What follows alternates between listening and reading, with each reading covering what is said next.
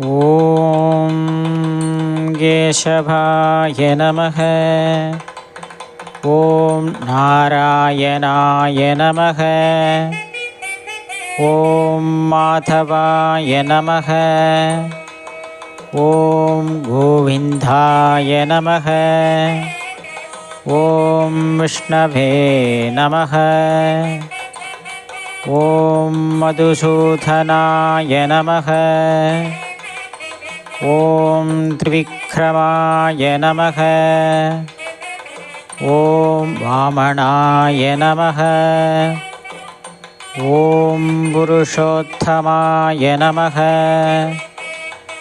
ॐ श्रीधराय नमः। ॐ अदोषजाय नमः। ॐ ऋषिकेशाय नमः। ॐ नरसिंहाय नमः। ॐ पद्मनाभाय नमः। ॐ अच्युताय नमः। ॐ दामोदराय नमः। ॐ जनार्दनाय नमः। ॐ सङ्कर्षणाय नमः। ॐ उपेन्द्राय नमः।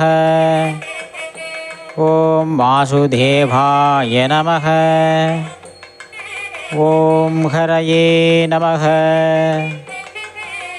ॐ प्रद्युम्नाय नमः। ॐ श्रीकृष्णाय नमः। ॐ अनन्ताय नमः। ॐ गोविन्दाय नमः। ॐ नमो नारायणाय नमः।